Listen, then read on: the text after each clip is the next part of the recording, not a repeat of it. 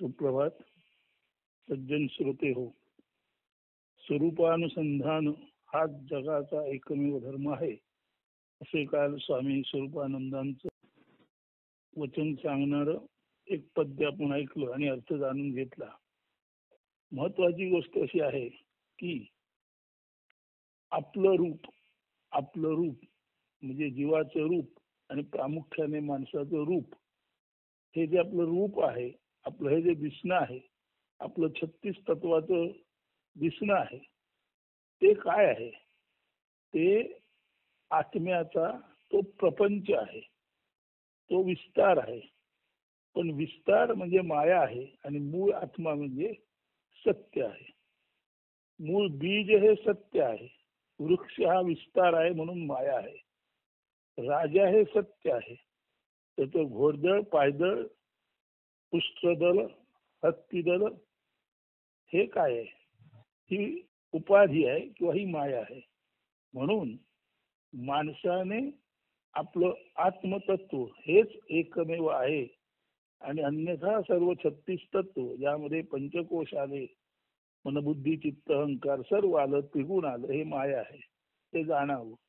म्हणून जीवाच्या ठिकाणी आत्मा हा सत्य आहे आणि त्याचे 36 तत्वरूपी देह ही माया आहे. आणि ब्रह्माच्या ठिकाणी जो निसर्ग आहे ती माया आहे आणि ब्रह्म हे सत्य आहे.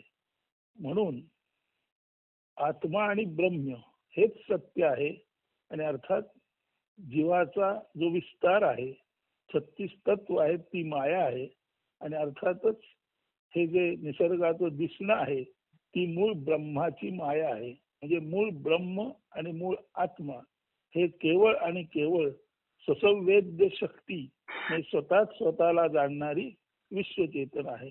स्वतःच स्वतःला जाणणारी ससंवेद्य शक्ती जीवामध्ये आत्मा आणि निसर्गामध्ये ब्रह्म या रूपानं आहे. म्हणून निसर्ग आणि पूर्ण दृश्य जगत हे माया आहे आणि आत्म्याच्या दृष्टीने मानवाची 36 तत्व आणि त्याचा संपूर्ण व्यवहार हा माया आहे. आता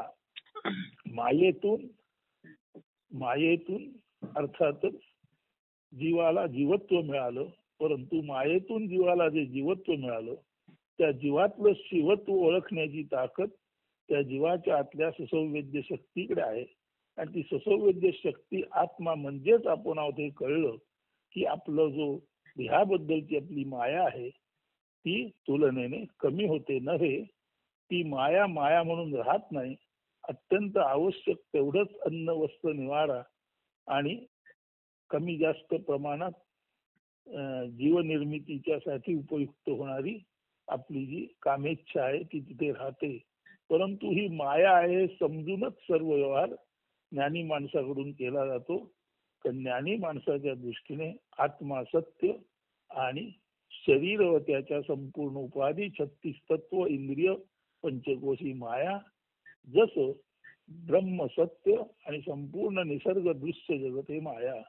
म्हणून आत्मा आणि ब्रह्म ही एकाच ससंवेद्य शक्तीची जीवांतर्गत आणि जीवबाह्य लपलेली रूप आहेत आणि जीव म्हणून दिसणारं आणि निसर्ग म्हणून दिसणारं जे आहे ते सर्व माया आहे. म्हणून आपलं जे स्वरूप आहे ते लपलेलं आत्मतत्व आहे आणि तोच स्वरूपानुसंधान हाच जगाचा धर्म आहे असं स्वामी स्वरूपानंद म्हणतात. आता याला पुष्टी देणारं जे थोडंफार आहे ते आपण पाहू. औषधध्वनीमध्ये 172 ते 176 पानावरती जे वर्णन आहे ते यासाठी महत्वाचं आहे की स्वरूपानुसंधान हाच सर्व जगाचा एकमेव धर्म आहे. याला उपनिषद आणि अर्थातच उपनिषदांवरती भाष्य करणारे शंकराचार्यांसारखे महनीय आत्मज्ञानी लोक कशी पुष्टी देतात ते पहा. तर 172 ते 176 पानामध्ये हंसध्वनीमध्ये आहे. तर आता बघा, अहम मयेत यो भाव देहाक्षादावनात्मनि अध्यासोयम निरस्तव्यो विदुषा स्वात्मनिष्ठया शरीर ज्ञानेंद्रिय शरीर ज्ञानेंद्रिये आत्मभिन्न, त्यासाठी मी माझे हाची अध्यास. विद्वान टाकुनी अध्यास, राही आत्मनिष्ठ करी नित्याभ्यास. अध्यास म्हणजे दोष. शरीर ज्ञानेंद्रिये आत्मभिन्न, त्यासाठी मी माझे हाचे अध्यास. विद्वान टाकुनी अध्यास, राही आत्मनिष्ठ करी नित्याभ्यास. शरीर ज्ञानेंद्रिय पंचकोश हे भ्रामक माया असून त्यांच्याबाबत मी माझे असा भाव धरणे म्हणजे जे आत्मविपरीत आहेत त्यांच्याबाबत ममत्व दाखवण्यासारखे आहे. अनात्म्याबाबत आत्मीयता मानणे आहे, याला म्हणायचं अनात्म्याबाबत आत्मीयता मानणे. तर अनात्म्याबाबत आत्मीयता मानणे असे हे जे आहे याला अध्यास दोष म्हणतात. म्हणजे खोट्याला खरं मानणं या गोष्टीला अध्यास दोष म्हणतात. विद्वान अध्यास टाकतात आणि आपण आत्माच आहोत असा निशिदिनी निधिध्यास धरतात. आत्मभाव अभ्यास करतात. इथे सुद्धा स्वामी स्वरूपानंद म्हणतात, सदा सोहमात्मा असे भान राहो, स्वरूपात आनंद सर्वासी लाहो. सदा सोहमात्मा असे भान राहू दे आणि स्वरूपामध्ये म्हणजे आपल्या आत्मतत्वामध्ये सर्वांना आनंदाचा लाभ होऊ दे. तेच इथे म्हटलेलं आहे. विद्वान अध्यास टाकतात म्हणजे देहभावना टाकतात आणि आपण देहभावनेच्या पाठी असलेली ऊर्जा चेतना आत्मा आहोत याचं ते निशिदिनी त्याचा ते ध्यास धरतात आणि या ध्यासालाच आत्मभावाचा अभ्यास म्हणतात. आत्म आणि आत्मभावाखेरीज जे विपरीत ते अध्यास म्हणून शरीर ज्ञानेंद्रिय पंचकोश हे सर्व भ्रामक माया म्हणून त्याबाबत मी माझे असा भाव ज्ञानी माणसं धरत नाहीत.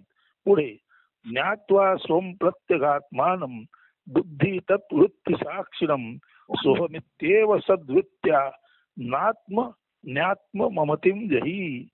वृत्ती बुद्धी वृत्ती जाणता साक्षी तो, आत्मा तूची जाणी स्वयमेव मी.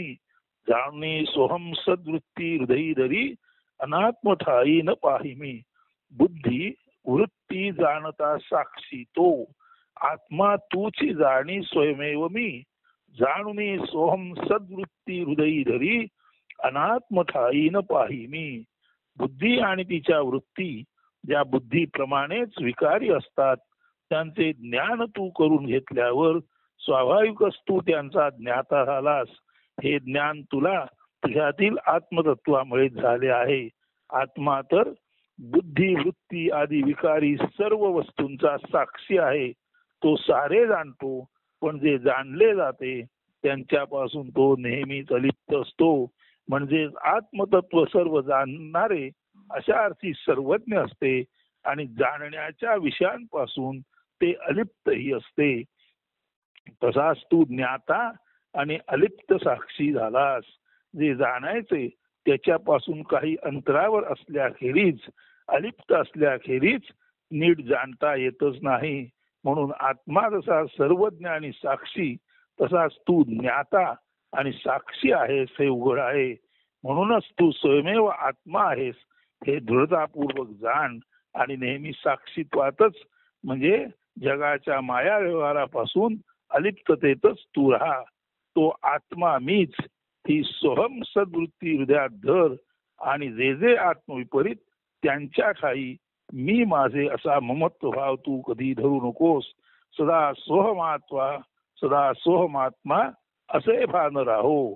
तो आत्मा मीच ही सोहम सद्वृत्ती हृदयात धर आणि जे जे आत्मविपरीत त्यांच्या ठाई मी माझे असा ममत्व भाव तू कधी धरू नकोस.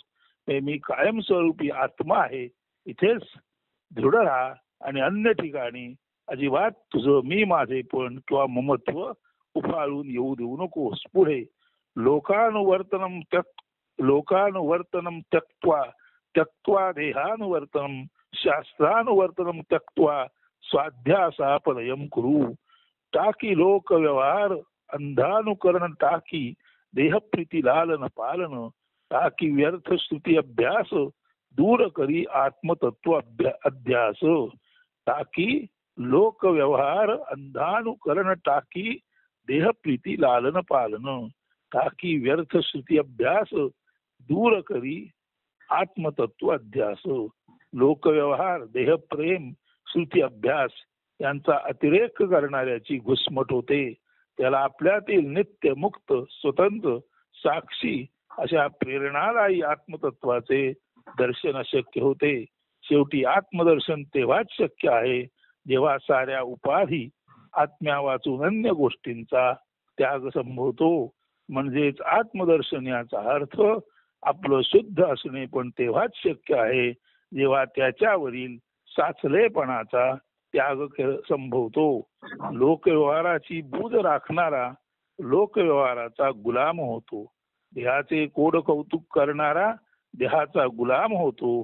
अगदी तसाच सदा सर्वदा शास्त्रार्थ शोधणारा व त्यानुसार वागू पाहणारा शास्त्रवचनांचा गुलाम होतो. हे सारे चाकोरीत वागणे आहे. माणूस चाकोरीचा गुलाम झाला आहे. म्हणजे माणूस लोकानुवर्तन, देहानुवर्तन आणि शास्त्रानुवर्तन याच्या बंदिवासात अडकला आहे. आणि लोकानुवर्तन, देहानुवर्तन, शास्त्रानुवर्तन ही माया आहे हे जाणणारा जो स्वतः तो आत्मा आहे तिकडे त्याचे लक्ष पुरेसे गेलेले नाही. म्हणूनच man is a slave of conditioning असं म्हणतात. आणि कृष्णमूर्ती यालाच म्हणतात बी फ्री फ्रॉम कंडिशनिंग. येथे आचार्य जे कृष्णमूर्ती म्हणतात तेच सांगत आहेत. सारांश श्रुतीवचनांचा अर्थ एकच की श्रुतीने निर्देश केलेले आत्मतत्व जाणून घेणे.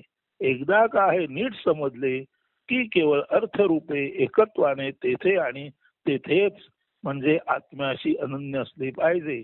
मात्र होते याच्या उलट. श्रुतींच्या शाब्दिक ज्ञानामुळे तथाकथित पंडित केवळ शब्द प्रामाण्याचे गुलाम होतात. येथे मर्म असे आहे की आत्मा हे नित्य विकसित होणारे निरंतर अनंत अम्लान कधीही न कोमजणारे विकास पुष्प आहे.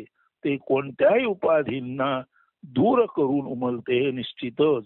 म्हणजे आत्मा तुम्ही जाणा अथवा न जाणा आत्मा अत्यंत स्वतंत्रपणे विकसित होणारा असल्या कारणाने जाणणाऱ्यामध्ये किंवा न जाणणाऱ्यामध्ये सुद्धा आत्मा सर्व काही वरच साचलेपण दूर करून माया दूर करून तो वर प्रकटतोच प्रकटतो.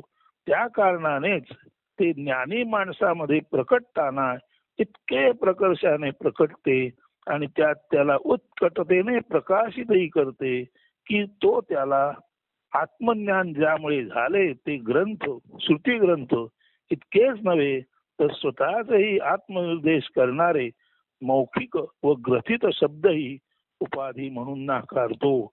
बऱ्याच वेळेला आपल्याशी जो बोलतोय त्याचा असा अनुभव आहे की जाऊ देत ती 14 पुस्तकं, जाऊ देत ते ग्रंथ, नको ते आता एकदा कळायचं ते कळलं ना, कशाला ही पीडा पाहिजे. मग ही पीडा त्याने थोडीफार प्रमाणात साठवलेली आहे. का साठवलेली आहे तर अचूक शब्द ज्ञान देण्यासाठी ग्रंथातील अचूक शब्द आणि अर्थ हे समोर उलगडण्यासाठी श्रोत्यांपर्यंत पोहोचवण्यासाठीच हे भक्त ग्रंथ आहेत. एकदा का ज्ञान झाले की ज्ञानी हा इथून तिथून ज्ञानी म्हणजे स्वतः आत्माच असतो. आणि ज्ञानी असो अज्ञानी असो प्रत्येक जीव आत्माच आहे. आणि जीवाची जीवदशा ही निश्चितच माया आहे. तसंच ब्रह्म हे आत्मतत्वच आहे आणि बाहेरचं संपूर्ण जग ही मायाच आहे. माया टाका आणि ब्रह्म जाणा. आणि शरीराची उपाधी, त्या उपाधीमध्ये अर्थातच लोकवासना, देहवासना, शास्त्रवासना या तिन्ही तऱ्हेच्या ज्या वृत्तींचा संचार आहे तो ओळखा. तो अध्यास दोष आहे, तो साचलेपणाचा दोष आहे तो टाका. आणि न साचलेपणी आपल्यातील आत्मतत्व कसं दिवसेंदिवस बळकट होत विकसित होत आहे ते पहा. म्हणून आपल्यातील आत्मा जणू काही साचलेल्या तळ्यात त्याचं शेवाळ भेदून सुद्धा एखादं कमल वर येतं. तसा आत्मा संपूर्ण साचलेपणापासून अलिप्त असल्याने आत्मा ह्या मायेशी लिप्त नाही. जसं कमळ पाण्याशी आणि अर्थात शेवाळाशी लिप्त नाही. म्हणून आत्मा आणि आत्मविकास म्हणजेच आत्मज्ञानामुळे माणसामध्ये उत्तरोत्तर होत जाणारी प्रत्यक्ष वागणुकीतील त्याच्या स्वभावातील होत जाणार उन्मार्गी म्हणजे अतिशय ज्ञान आणि जाणीव पातळीला त्याच्यामध्ये जी उत्क्रांती घडते ती केवळ त्याच्यातील आत्मतत्वामुळेच. जो आत्मतत्व जाणतो त्याच्यामध्ये ती उत्क्रांती क्रांती पद्धतीने अतिशय वेगाने घडते. अन्यथा आत्मतत्व जाणत नाही त्याच्यामुळे ती हळूहळू का होईना पण उत्क्रांती तत्वाने त्याचंही आत्मतत्व तसंच विकसित होत असतं जसं ब्रह्म विकसित होत आहे आणि जसं ज्ञानी माणसामध्ये आत्मतत्व विकसित होत आहे. सांगायचा मुद्दा हे सर्व ग्रंथ प्रामाण्य हे शाब्दिक ज्ञान आहे, तो निर्देश आहे. तो निर्देश लोकांना पोचवण्यापुरताच ग्रंथाचा आधार हा वक्ता सुद्धा घेत आहे हे आपण लक्षात ठेवा. म्हणून त्या कारणाने ते ज्ञानी माणसामध्ये प्रकटताना इतके प्रकर्षाने प्रकटते आणि त्याला उत्कटतेने प्रकाशितही करते की तो त्याला आत्मज्ञान ज्यामुळे झाले ते ग्रंथ श्रुती ग्रंथ इतकेच नव्हे तर स्वतःचेही आत्मनिर्देश करणारे मौखिक व ग्रथित शब्द ही पुस्तके ही उपाधी पीडा म्हणून नाकारतो. श्रुतींनी सुद्धा सारे सांगून नेती नेती म्हटले आहे. आचार्य सुद्धा येथे श्रुतींचे शब्द प्रामाण्य नाकारत आहेत. वास्तवात श्रुती त्यांना आत्मदर्शक आत्म्याकडे बोट दाखवणारे इंडिकेटर म्हणून वास्तविक श्रुती ग्रंथ आचार्यांना अत्यंत प्रिय आहेत. पण शेवटी त्यांचाही ग्रंथ प्रामाण्य म्हणून आत्मप्रचितीस अडथळा होऊ शकतो. म्हणून त्यांनी शब्द टाका शास्त्र टाका आणि निर्देशित आत्मभाव दृढ धरा पक्का करा असे म्हटले आहे. सारांश लोकव्यवहार देहप्रेम शास्त्रप्रेम हे सुद्धा आत्म्याच्या संदर्भात अध्यास दोषच अडथळेच आहेत. ते टाका सर्व काही टाका आणि टाकता येणे शक्य नाही अशा स्थानी स्वस्थानी म्हणजे आपल्या स्वरूपामध्ये स्वरूपच बनून ते जसे आहे ते तसेच बनून असा अगदी निरव निशब्द अविचलतेने आपल्या असणेपणात असणेपणी असावे असा त्याचा अर्थ आहे. पुढे लोकवासनया जंतो शास्त्रवासनया पीच देहवासनया ज्ञानम यथावन्नेव जायते. लोकवासना शास्त्रवासना देहवासना अडविती जीवा त्रिविध वासना पीडिती जीवा यथार्थ ज्ञानना त्यामुळे जीवा. वस्तूंचे ज्ञान बुद्धीने होत असते. वस्तुज्ञान होत असताना बुद्धीमध्ये जी भरवण फिडिंग असते तिचे अनुषंगाने ज्ञान होते. याचा अर्थ हा आहे की वस्तू आणि ती पाहणारा यांचे मध्ये पाहणाऱ्याच्या बुद्धीत साठवलेले पूर्वग्रह स्वरूपाचे तपशील किंवा माहिती आड येऊ शकते. त्यामुळे वस्तूचे यथार्थ ज्ञान होण्यात अडथळा निर्माण होतो. हे अडथळे म्हणजेच वासना होय. त्या 3 प्रकारचे असतात लोकवासना देहवासना आणि शास्त्र वासना. एखादा माणूस आपणाला आवडला की आवडला आणि नावडला की नावडला असे होणे याला लोकवासना म्हणतात. आपण म्हणतो की first impression is the last impression. त्याचा अर्थ असा आहे की प्रथम भेटीत आपणाला एखादा माणूस जसा वाटतो तसाच तो समजायचा आणि कायमचे त्याला तसेच समजायचे. ही प्रवृत्ती पूर्वग्रह दूषित असते. हीच ती लोकवासना. लोकवासना हा वस्तुता बुद्धीवरील संस्कार आवरण पडदा आहे. दिसते तसे नसते किंवा वाटल्यास असे म्हणा की नसूही शकते वेगळे असू शकते. हे जरी आपणास माहीत असले तरी लोकवासना या दोषामुळे जे जसे दिसते ते तसेच आपण समजतो. म्हणूनच दिसते तसे नसते यातील खरं सत्य आहे की असते तसं आपण पाहू शकत नाही. कारण लोकवासना आपण सत्य असत्य किंवा नित्य अनित्य सत्य काय असत्य काय नित्य काय अनित्य काय याचा विवेक करीत नाही.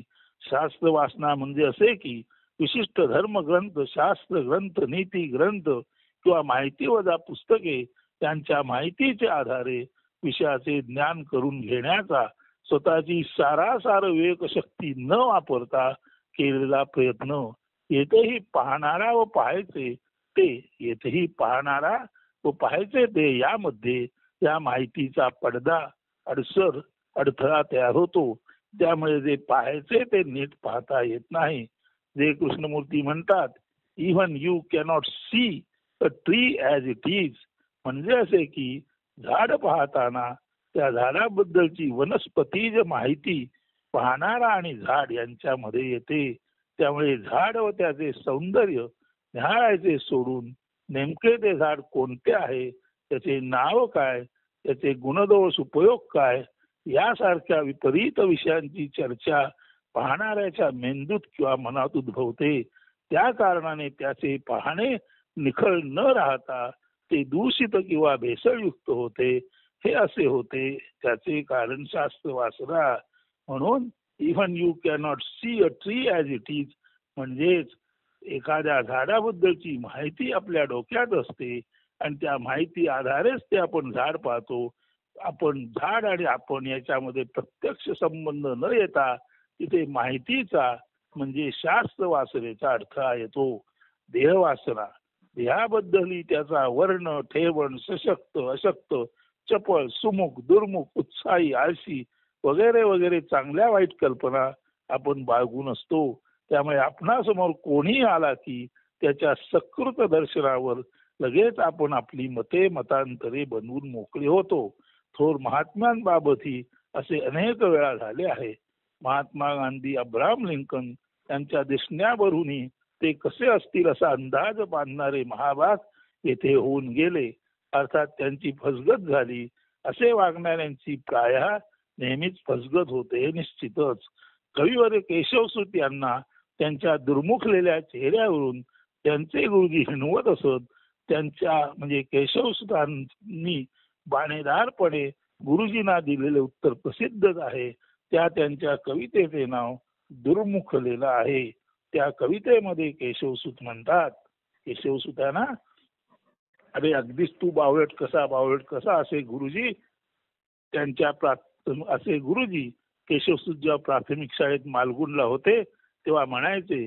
तेव्हा केशवसूतांनी बाणेदारपणे ताडकन उत्तर दिलेलं आहे, माझ्या दुर्मुखल्या मुखा मधुनिया चालावयाचा पुढे आहे सुंदर तो सदा सरस वांग निश्चंद चोहीकडे तुम्ही नाही तरी सुतारी तुमचे धातील तो प्राशुनी कोणीही पुसणार नाही कवितो होता कसा ननी. हे झाले देहवासनेचे उदाहरण. म्हणजे जेव्हा केशवसूतांना दुर्मुखला म्हणून हिणवले गेले तेव्हा ताबडतोब त्यांच्यातील बाणेदार आत्मतत्व सरस्वती रूपाने त्यांच्या मुखात प्रवाहित झाले आणि त्यांनी सांगितले, मला तुम्ही दुर्मुखलेला म्हणता, परंतु पुढे जाऊन या दुर्मुखलेल्या मुखातूनच वांग निश्चंद म्हणजे काव्याचा अमृत प्रवाह निघणार आहे. आणि तो काव्यरूपी प्रवाह, ते काव्य वाचताना तेव्हा तुम्ही नसाल, पण तुमचे पुत्र प्रपौत्र नातवंडे ते काव्य वाचून अत्यंत आनंदित होतील. आणि या दुर्मुखलेल्या मुखामधून निघालेलं हे सरस काव्यरूपी अमृत प्राशन करून त्यांना आनंद होईल. आणि ते तुमचे नातू पण तू विचारणार नाहीत की या कवीचा चेहरा कसा होता. म्हणून तेव्हा बाणेदारपणे कवी केशवसूतांनी आपल्या गुरुजींना जे उत्तर दिलेलं आहे त्याचा अर्थ एवढाच आहे की गुरुजींनी त्यांना हिणवल्यानंतर केशवसूतांमधील आत्मतत्व प्रकर्षित होऊन त्यांनी गुरुजींना, भले ते आचार्य देवो हो असतील, पण आचार्य जर आपलं देवत्व विसरला तर त्या देवाचा अपमान करणं हे चूक नाही. कारण आचार्य जर आपलं आचार्यत्व विसरले, गुरुजीच जर आपली महानता विसरले, गुरुजीच जर शिष्याबद्दलचं प्रेम विसरले आणि शिष्याच्या बाह्य रूपावरून टिंगलटवाळी करू लागले तर आचार्य देवो भव जे म्हणतात ते खोटं आहे. त्याचा प्रत्यय ताबडतोब केशवसूतांमधील आत्मतत्व जागं झालं आणि त्यांनी म्हटलं, माझ्या दुर्मुखल्या मुखा मधुनिया चालावयाचा पुढे आहे सुंदर तो सदा सरस वांग निश्चंद चोहीकडे तुम्ही नाही तरी सुतारी तुमचे जातील तो प्राशुनी कोणीही पुसणार नाही कवितो होता कसा आननी. गुरुजी, तुम्ही जरी माझ्या बावळटपणाला उद्देशून बोलत असलात तरी या बावळट चेहऱ्याच्या आत जे आत्मतत्व आहे त्यामध्ये जी सरस्वतीची वाहणी आहे ती सरस्वती उद्या पुढे जाऊन काव्याचे कुंभच्या कुंभ निर्माण करणार आहे. आणि हे माझे सरस्वती रूप काव्य कुंभ प्राशून त्यातील अमृत प्राशून तुमचे नातू पंतू अत्यंत आनंदित होणार आहेत. तुम्ही जरी विचारत असाल अरे कसा तू दुर्मुखलेला, तरी ते कधीच माझ्या चेहऱ्याची चौकशी करणार नाहीत. माझ्या सरस्वती रूप या अमृत काव्यावरती प्रसन्न होऊन त्यांना तो आनंद होईल. तेव्हा कृपा करून तुम्ही माझ्या रंगरूपावरून टीका करायची टिप्पणी करायचे बंद करा. इथे सुद्धा केशवसुतांनी आचार्य देवो भव हे परंपरेने स्वीकारलेलं नाही हे लक्षात घेण्याची गरज आहे. सारांश लोकवासना शास्त्र वासना व देह वासना या तीन उर्मी असून त्याने मनबुद्धी दूषित होते. त्यामुळे सत्य असत्य विवेक सारासार ग्रहण शक्ती सबल इथं दुबळी होते. हे जीवाचे बंधनच आहे. जन्म असतो त्याला जीव जंतू असे म्हणतात. येथे या तीन वासना म्हणजे तीन तऱ्हेचे संस्कार असून ती संस्काराची चाकोरी जीवाला बंधनात टाकते हे लक्षात येईल. हेही जे कृष्णमूर्ती सांगतात ते कंडिशनिंगच आहे. याच्यातून सुटका म्हणजे मोक्ष होय. सारांश स्वरूपानुसंधान आत्म हाच धर्म आहे. जीवाच्या जागी आत्मा आणि निसर्गाच्या जागी ब्रह्म. आत्मा आणि ब्रह्म म्हणजे स्पष्ट सांगायचे म्हणजे विश्वमुळाशी असलेली ससौवेद्य जाणीव शक्ती आहे तीच खरी आहे. बाकी सर्व प्रपंच आहे. राजा खरा आहे. त्याचं घोडदळ पायदळ उष्टदळ हत्तीदळ हे सर्व माया आहे. म्हणजे असं आज देश खरा आहे पण देशाच्या तुलनेत सैन्य माया आहे. का? कारण एअरफोर्स असो इन्फंट्री असो किंवा ज्याला आपण म्हणतो नेव्ही असो हा संपूर्णपणे राजाबरोबर येणारा व्यवहार आहे. तिथे राजा असतो तिथे दल असतोच. तेव्हा दल मग ते पायदळ असो झाल्यानंतर आकाश दल असो झाल्यानंतर ज्याला आपण म्हणतो नेव्ही असो ही संपूर्णपणे राजाबरोबर असणारी जमावट आहे. जमावटीपेक्षा राजा खरा आहे. देहप्रपंचापेक्षा आत्मा खरा आहे आणि वस्तू प्रपंचापेक्षा ब्रह्म खरा आहे. म्हणून सज्जनो आपण नेमके जे आहोत ते ओळखा आणि आपल्या असणेपणातच असणेपणी स्थिर राहा. हे जे निसर्ग महाराज म्हणतात तेच स्वरूपानुसंधान रूपे स्वामी स्वरूपानंद म्हणतात. तेच लोकानुवर्तन देहानुवर्तन शास्त्रानुवर्तन टाकून तुम्ही मूळ आत्मतत्वी स्थिर राहा असं म्हणतात. आणि कृष्णमूर्ती सुद्धा म्हणतात सर्व तऱ्हेचं कंडिशनिंग टाका आणि जे जसं आहे ते तसं पहा. म्हणजे आपल्या मूळ असणेपणात तुम्ही आपलं मर्म रहस्य आहे ते जाणून घ्या आणि सदा सर्वदा बी फ्री फॉर एव्हर कायमस्वरूपी मुक्त असा. असं कृष्णमूर्ती असोत स्वरूपानंद असोत निसर्ग महाराज असोत किंवा शंकराचार्य असोत सर्व ज्ञानी माणसं हे सांगताना थोडासा जरी शास्त्राचा अवलंब करीत असले तरी शास्त्र त्यांना त्यांच्या आतल्या दिव्य प्रतिभेद्वारे जाणलेलं त्यांनी असल्यामुळे त्यांनी निर्माण केलेल्या ग्रंथांचाही त्यांना उपभोग येतो. त्या कारणाने आपणच निर्माण केलेल्या स्तुती ग्रंथांना नेती नेती म्हणण्याचं धाडस ज्या विद्वान ऋषी मुनींनी दाखवलं तेच धाडस ज्ञानी माणसाने आपल्यातून आत्मतत्वातून ज्ञान आल्यानंतर जरी आपण किती उत्तम निरूपण केलं उत्तम प्रवचन दिलं तरी हा निरूपण करणारा सुद्धा म्हणतो निरूपण खरं नाही. ज्याला उपमा देता येत नाही ते आत्मतत्व खरं आहे. म्हणून बाबा हो आत्मतत्व स्वीकारा. त्या निरूपणातील शब्दाच्या लक्ष्यार्थाने त्या दिशेने प्रवास करून आपल्या आत्म्याच्या मुक्कामाला पोचा. शब्द विसरा फोलकट टाका आणि आतलं जे बीज आहे जो दाना आहे जी आत्म्याची रुजवण आहे ती आपल्यामधून विकसित व्हायची असेल तर बीज पकडा. आणि हे बीज पकडणं त्यालाच म्हणतात तुका म्हणे आम्हा सापडले मूळ आपणची फळं आले हाता. म्हणून बीजभाव आत्मभाव येथेच आपण दृढ असा आणि आपण सर्व आणि सर्व आत्मबीजच आहोत याबद्दल निश्चिंत असा. या निश्चिंततेतूनच तुमच्यातील उर्वरित टाकण्यायोग्य ते पाहता पाहता टाकलं जाईल आणि ते आपोआप कमी होईल. याबद्दल तुम्हाला आज आश्वस्त करतो आणि आजचं निरूपण इथेच थांबवतो. धन्यवाद असतो. सर्वांना शुभ दिन शुभेच्छा.